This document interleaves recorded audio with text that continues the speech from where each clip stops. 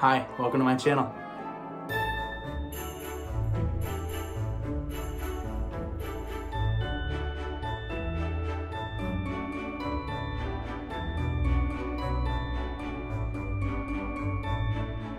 If you're new here, my name is Cedric. I'm an actor, a filmmaker, a screenwriter, and a YouTube reactor. And if you're not new here, then you probably have been waiting for this one for a while. This is Dimash's Ave Maria. Now again, I want to say I have seen this. It was back in August. I don't remember a lot of it. I had just shot a scene that was very, very emotional and heavy, and I was kind of down after the scene. It required a lot to shoot it, and someone had tweeted this link at me. It was what I needed when I needed it, and so I watched it. It helped me a lot. It kind of gave me some energy and some I don't know, not hope. I wasn't like hopeless. I was just kind of drained, and it kind of reinvigorated me.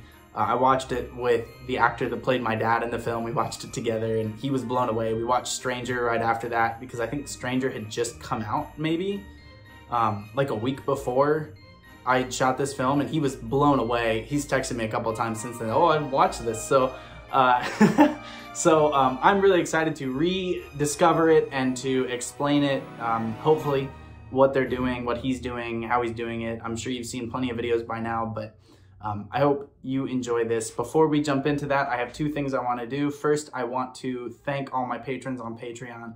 Thank you for your support. Thank you for making it possible for me to do all of the things that I do. And number two, Merry Christmas! Happy holidays to those of you that don't celebrate Christmas, but Happy Christmas, Merry Christmas, Feliz Navidad, whatever you want to say. I think I'm posting this Christmas Eve. I don't know when I'm posting it, but it's going to be right around Christmas because it's my Christmas present to you guys. So Merry Christmas. Thank you so much for your support this year. It's been an incredible year, a lot of highs, a lot of lows, but what a year it's been nevertheless. And I so appreciate so many of you choosing to spend so much time with me this year. It's the first full year of me being on YouTube, and what an adventure it's been. And I can't wait to see what's ahead for all of us. But thank you so much for being here. Thank you for your support. It's been life-changing. And I really, really appreciate it. So thank you. Let's check it out. So we've got fog pouring in on the screens behind, all ready to create kind of a heavenly aspect to it. Just kind of, right? Again, very ethereal. Look at the fog pouring in.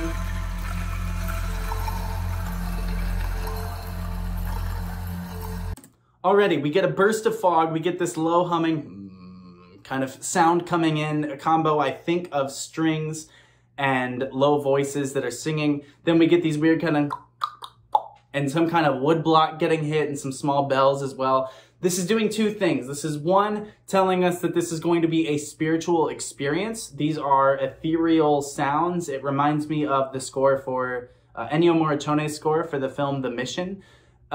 Very much and this is my second point that kind of bleeds into the first. This is a different Ave Maria. This is different than what you've heard. This is a different song than what you've experienced before. He's going to put his own spin on it. But using the blue colors, very calming, again, very angelic, very Moulin Rouge rooftop scene, but telling us that this is going to be a heavenly type of thing and putting us in the mood. It's going to be a calming thing, an inspiring thing, a moving thing, an emotional thing. They're doing all of that with it, and to do it all on a wide lets us soak it in and slowly approach the vocalist. It also shows us that Dimash doesn't necessarily see this as being about him, because we're seeing everybody on stage right there with them. He's kind of saying, I am only a piece of this. And the reason, again, I don't know how much input he has on cinematography, but by stepping away from the mic, so he's stepping in toward the mic and in toward the light, by doing that, he's saying, I am only a piece of this. He's inviting the choir, the instrumentalists, the piano, which I assume is Igor, and the audience. He's saying all of you are as much a part of this song and this experience as I am. And that is a very powerful, humble approach as a vocalist, but especially on this song.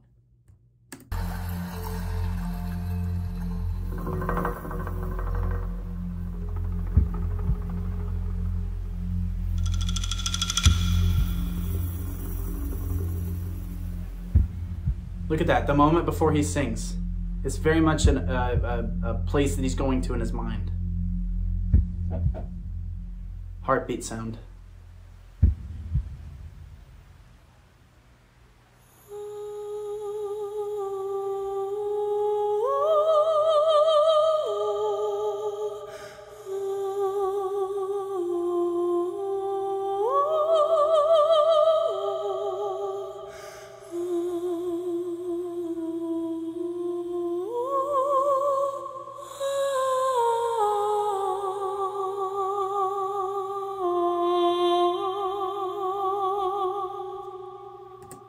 Okay. Yeah, I don't remember a lot of this. I forgot, for example, how good that was. I did not realize, I think the first time I watched this, that he was doing that a cappella. Now he gets all the opening keys, right? But even then, he's coming in a cappella in a falsetto on an open ah vowel. Ah. See how I just wavered even trying to find what he did? Now, granted, that's my first time doing it, but he just comes in.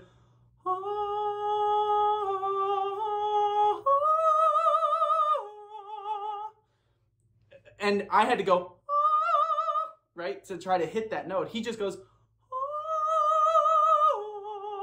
because he is so well developed his whole thing that he can just jump onto it like that. The reason I paused where I did is because he does that twice. But notice how he changes from really high and open. Now the second time he does it, when he transitions to a new note, he closes a little bit. He pinches the note just enough. He adds a little bit of tension to take it in a new direction.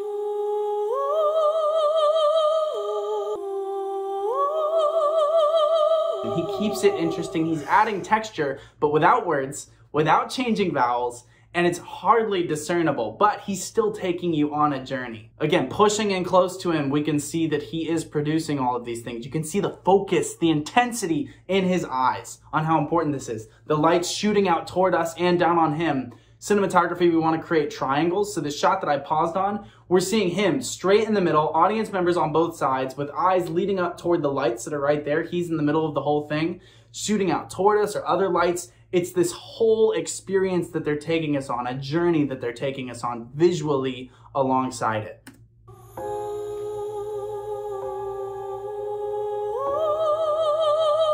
Now we get piano coming in.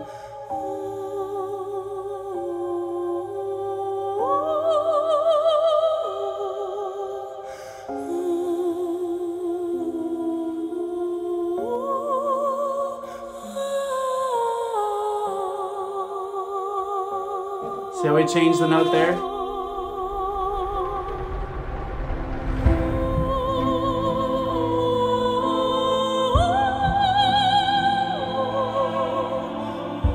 Ah, the chills.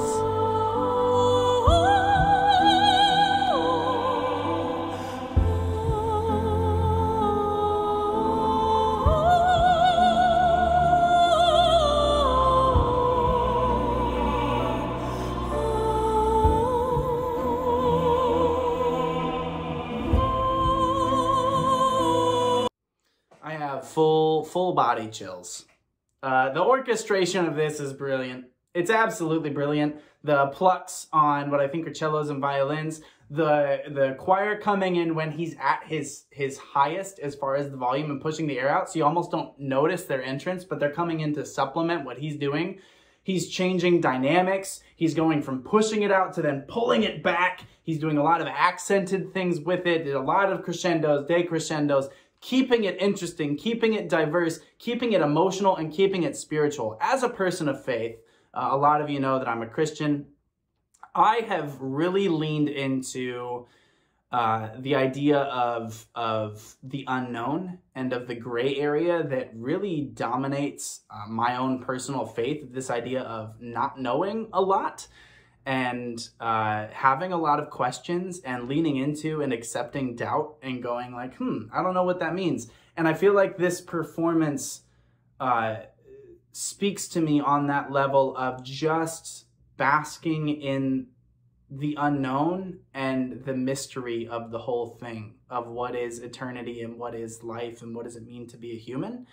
I feel like he's asking those questions with this song and trying to say what it means to be human is to be together and to love and to explore what it means together. And I feel like, again, with his whole performance, I feel like he's saying it's not about me. Now the camera pushed in toward him there again. We're getting this wide shot and then slowly coming in toward him. But the whole performance seems geared toward him saying, this is not about me. The whole thing kind of feels like a question and an answer. And it's very spiritual and very universal in the application of that. What I take out of that is completely different than I'm guessing what you're taking out of it as you watch. But that is what makes it so powerful, is because whatever he is asking, he's asking in a way that makes us want to ask our deepest questions. And that is a rare thing to be able to accomplish. And he's doing it so well while also being technically perfect, but you almost forget about the technicalities of what he's doing because he's not telling a story, because he's not putting on a show, because he's not, I mean, in an academic sense, he's performing, but because he is almost trying to deflect your attention from him and get you to think about these things and think about the nature of life and creation and, I mean, just the nature of being a part of this mystery of existence. And it's just beautiful. This is one of the most beautiful things I've ever seen. And I don't remember almost any of it from when I watched it. It probably hit me a lot differently back then. But it just feels like a celebration of the questions that we all ask. Does that make sense? Anyway.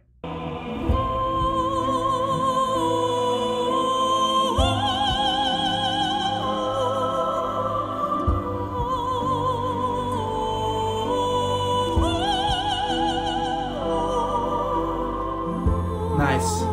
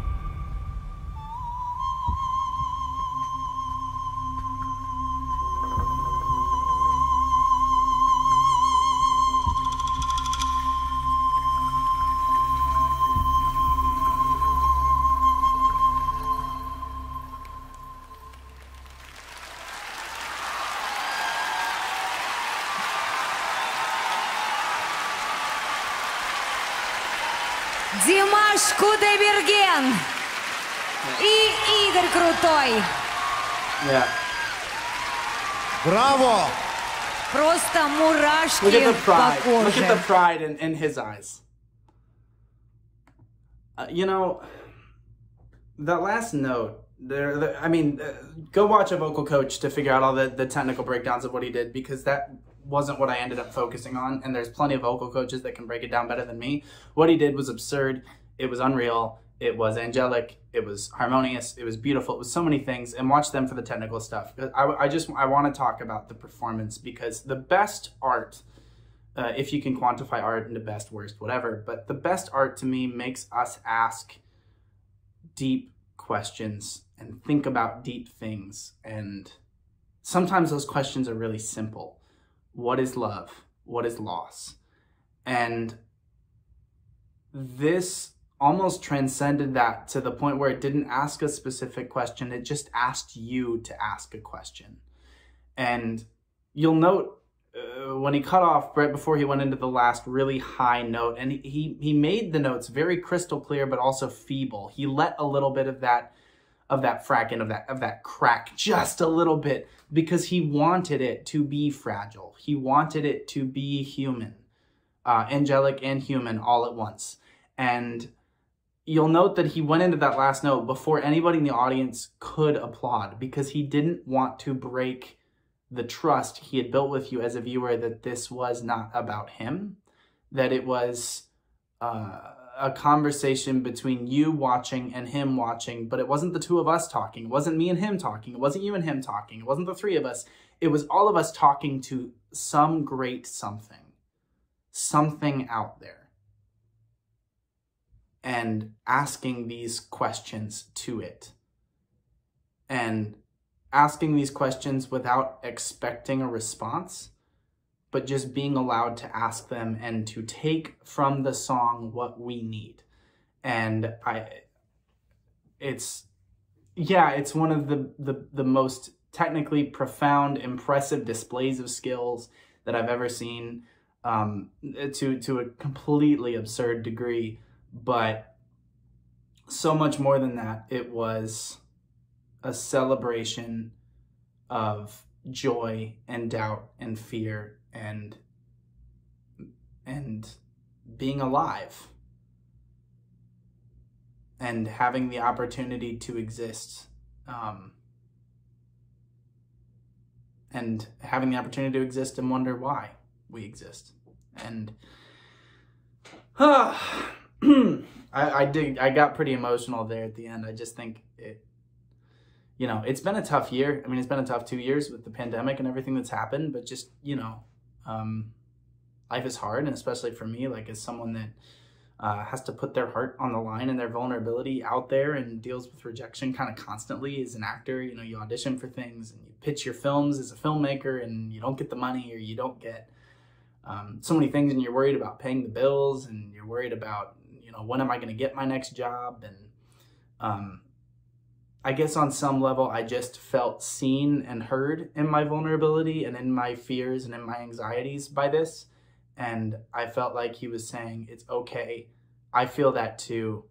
And that's part of this experience that we call existing. And he just wants to be there with that. And it's really good.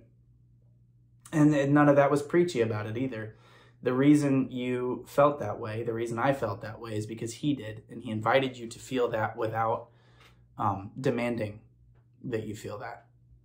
And it's as good as it gets. That is as good as it gets.